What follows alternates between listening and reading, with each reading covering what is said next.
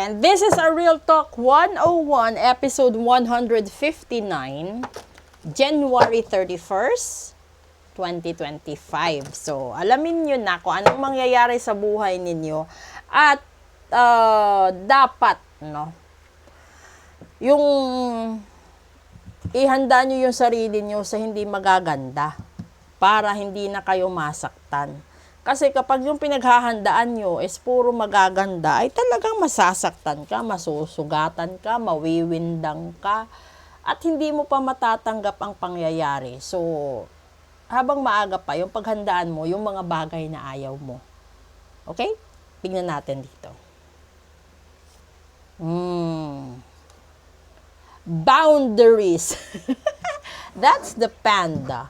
Okay. Your space is sacred. Guests who overstay and their welcome impact your aura. And you have every right to stand your ground. Your needs are important. You must nurture your soul with the same gentle love and support you offer to others. Diba? Ito yun. You have to set boundaries sa lahat ng tao kasi kapag ito yung yung pinakamaganda sigurong example is yung expression na pinakain mo sa palad hanggang siko gusto pang lamunin. 'Di ba? May ganun. And then binigyan mo na nga, tinulungan mo na nga, gusto ka pang patayin. May mga ganun. So, that's the real talk. You have to set your boundaries. Hindi dahil sa ayaw mo nang tumulong, ayaw mo nang magmahal, kundi ayaw mo lang muling masaktan, ayaw mo lang muling masugatan, ayaw mo lang maubusan. Kasi it takes time to recover. It takes a lot of situations, no, na malagpasan mo. Ito kasi yung panahon na alam nyo yung kalimitan na nararamdaman ko sa reading na to. Yung dati walang-wala ka. Wala namang pumapansin sa'yo. Tapos nung naka-recover ka, gumaan ang buhay mo, ang dami nang nakikipagkaibigan, nakikipag-relatives, at dito pumapasok yung mga hidden agenda ng ibang tao. Ikaw naman, dahil na mismo na ma-appreciate ka ng ibang tao, dahil hindi mo naranasan na may mga taong nasa paligid mo na kunwari masaya sa kitagumpay mo, yun pala tahimik kang pinapatay, di ba? So, that's the real talk right there. Probably, setting boundaries naman is not bad as long as you are still visible sa mga tao na karapat-dapat. Kasi ito yun yung maglalagay ka ng wall, no? Sa negative. Huwag kang maglagay ng wall sa positive. Kasi that will block your blessings and everything that is planned by God. Siguro kung meron kang boundary na ilalagay sa spiritual realm, no, maglagay ka ng protection ritual. You have to protect your money, you have to protect your relationship, you have to protect your siblings, your parents, yourself, your businesses, your work, your husband, your wife. Ganun. Kasi, kailangan 'di ba?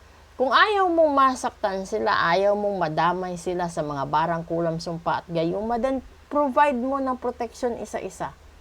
Lahat ng properties, proteksyonan mo. Lahat ng anak mo, proteksyonan mo. Lahat ng mga tao na meron at mahalaga sa'yo, proteksyonan mo. 'Di ba? Lagi mong ilalagay sa isip na antayin mo pa bang madidisgrasya? Bago mo sabihin sa doktor, gawin mo ang lahat. Kahit magkano pa yan, mabuhay lang siya. Inintay mo pa talagang mag 50-50 yung buhay ng tao bago mo proteksyonan. Bakit di mo gawin ngayon pa lang na hindi pa malala? At doon naman sa may barang kulam, sumpa at gayuma, ayusin nyo. Pero kapag kayong mga tao nagkaroon ng utang sa mga mambabarang, mangkukulam, manggagamot, mga reader na katulad ko, at hindi nyo binayaran, mahihirapan kayo. Sa totoo lang. Madadamay lahat ng miyembro ng pamilya nyo sa ayaw at sa gusto ninyo. Kasi ang dasal na hawak ng mga taong katulad ko, basta legit lang, mabigat ang balik sa mga taong nanira.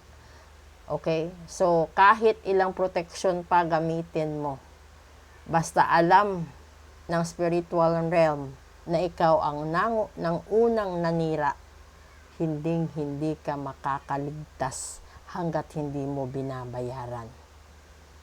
Okay?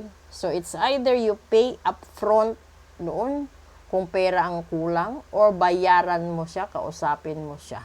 Ganun yun.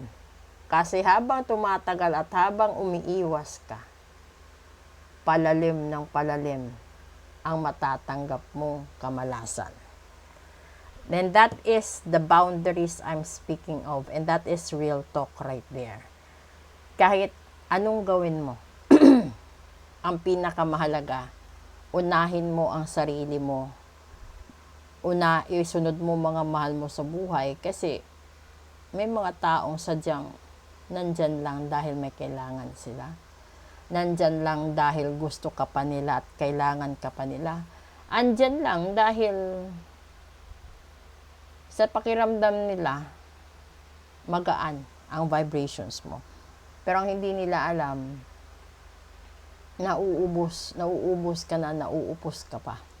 Okay? So, if you want to book for a full private reading, please leave a comment or check my links under my bio or under my profile picture. Andun po lahat-lahat. Maraming salamat po. Antayin ko na lang po yung messages ninyo. Thank you!